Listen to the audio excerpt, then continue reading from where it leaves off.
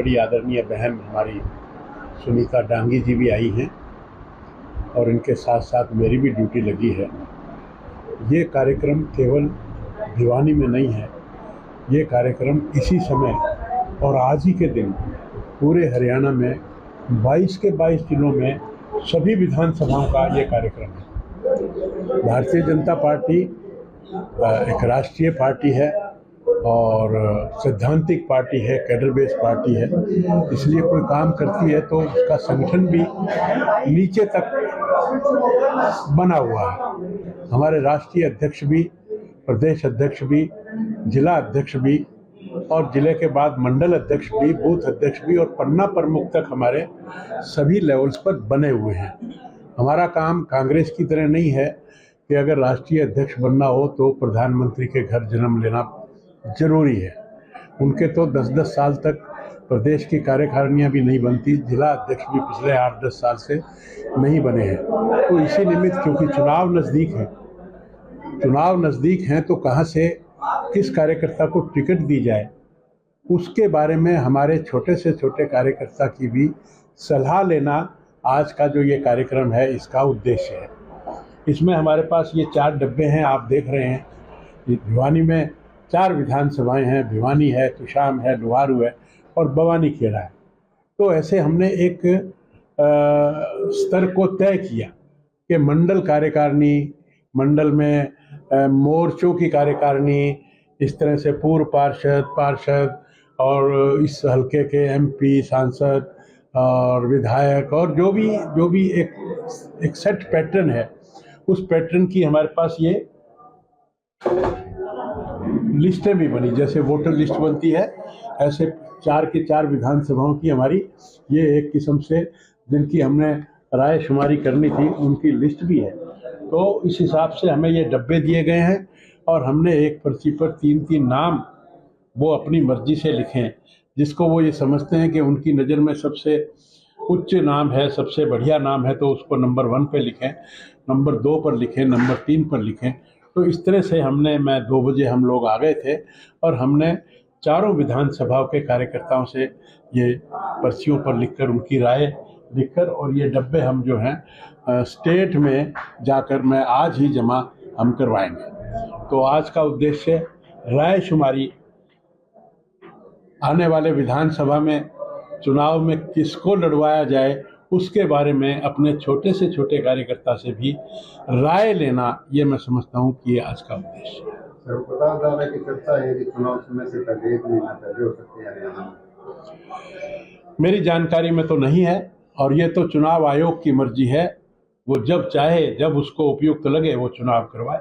Sir, दूसरी पार्टियां भी तैयारी कर रही है, बात करें कांग्रेस की तो कांग्रेस रैलियां कर रही है और हरियाणा मांगो हिसाब यात्रा कर रही है। क्या बीजेपी वो क्या तैयारी करेंगे? उनसे अगर मैं ये आपके माध्यम से पूछूं उनसे, वो हिसाब मांगते हैं, हमारा हिसाब देने के लिए तैयार रहे ना।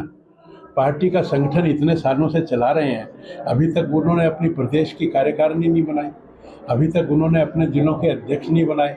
वहाँ तो संगठन नहीं है, वहाँ तो बाबू बेटे का हिसाब है।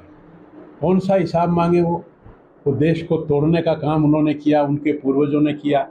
जब 1947 में देश आज़ाद हुआ, पूर्वी पाकिस्तान, पश्चिमी पाकिस्तान उन्होंने बनवाया और पीओके उन्होंने देकर और धारा 370 को लगा दिया और 1962 में चाइना को अक्सई चीन के रूप में 38,000 वर्ग किलोमीटर दे दिया।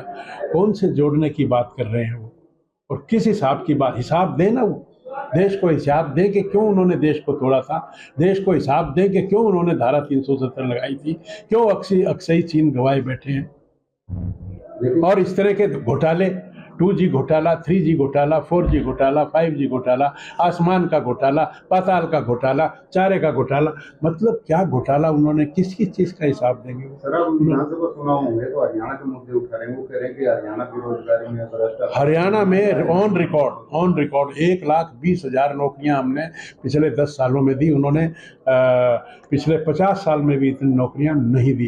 किसानों को मुआवजा जो हमने दिया वो उन्होंने 50 साल में भी नहीं दिया जितना हमने दिया। हम 15,000 रुपये प्रति एकड़ मुआवजा दे रहे हैं, वो 6,000 देते थे और उनके जो चेक है वो 1-1, 2-2 रुपये के आते थे। कौन सा हिसाब मांग रहे हैं? स्वास्थ्य कर्मचारी सर सर्वे कराने पे चल गए, स्वास्थ्य कर्मचारी सर्वे जो है धरने पर बैठे हैं। हाँ, वो उनसे हमारी बातचीत चल रही है, हमारी डॉक्टर से भी बात हुई, उनकी हड़ताल विड्रॉ हो गई। एनएम जो एनएचएम की जो भी हड़ताल हो रही है, उनसे भी हम कर्मचारियों से बात कर रहे हैं, हम नर्सों से भी बात कर रहे हैं और बातें सकारात्मक हो रही हैं। कोई भी जैसे ही एमिकेबल कोई बात होगी तो वो स्ट्राइक से वापस आ जाएंगे। मैं आपके माध्यम से भी ये बात कहता हूँ कि कई दफ़ा मांगें जायज़ होती हैं, लेकिन सरकार के पास अपनी सीमाएं भी होती हैं।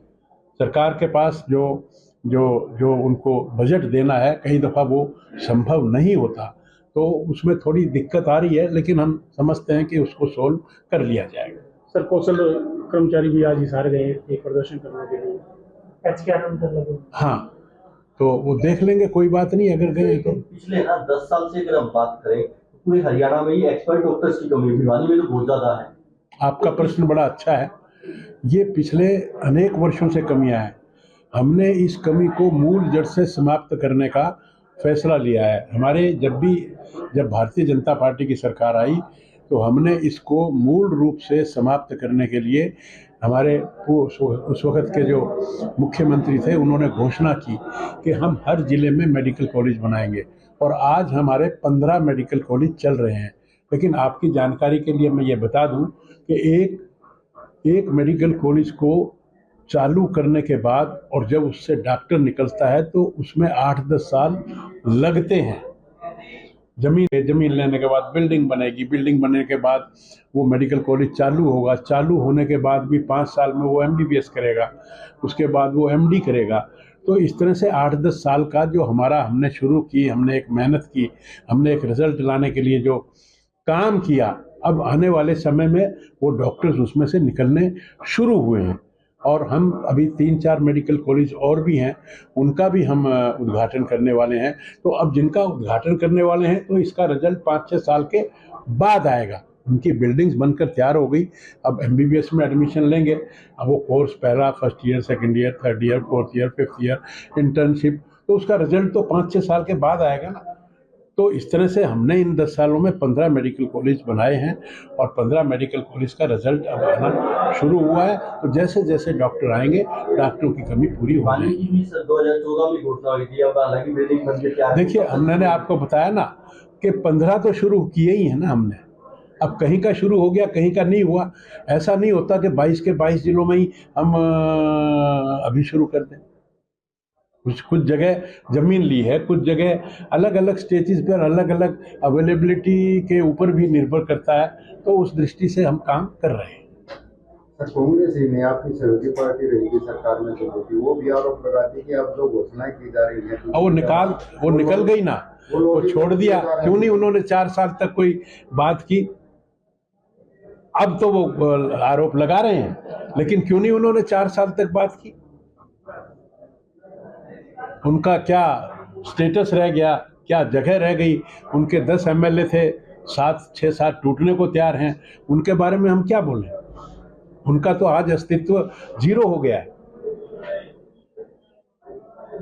मंत्री जी, ये जो बॉक्स अब लिए गए हैं, सभी की राय शुमारी आई है, कब खुलेगी, कब ओपन होगी? ये हम आज ही, ये ड्यूटी लगी है हमारी कि आज ही हेडक्वार्टर्स रोहतक में हमने भेजने हैं। फिर वो एक एक डब्बे को खोलकर और जो भी जानकारी लेनी है वो ले जाए। जो इस डब्बे में जिनके नाम बंद है, क्या उन्हीं में से होंगे? नहीं, ये कोई जरूरी नहीं होता है।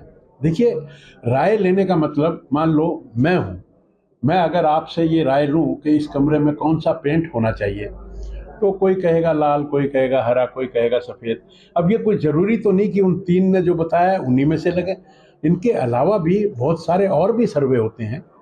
तो सब सर्वों को मिलाकर जो भी नेतृत्व पर हमें पूरा विश्वास है, जो वो फैसला करेगा वो सबको सहर्ष और सर्वमान्य होगा। सर, कुछ रोज पहले आप राजस्थान गए थे, कोई क्रिया के समय में वो सरकारी टूर उसको दिखा रहा था, काफी विवाद उसके उठा। नहीं, सरकारी कोई, ये इसमें कोई कंफ्यूजन वाली बात नहीं है। हमारा एक कार्यकर्ता था, उसकी मदर की डेथ हुई थी, हमारे कार्यकर्ता को देखने मैं जा ही सकता हूँ, उसमें क्या बात है? ये नथिंग नॉर्मल। बतागा नहीं, गलत नहीं। हम जो भी हम कार्यकर्ता से मिलते हैं, किसी से भी मिलते हैं, ये सब पब्लिक ग्रीवेंसेस का एक पार्ट है। सरकारी खर्चे पे गए थे या अपनी गाड़ी में? नहीं, सरकारी खर्चे पे गया था, सरकारी कार्यक्रम में गया था, और लोगों से मिलना भी सरकारी कार्यक्रम होता है। स्पष्ट बात है।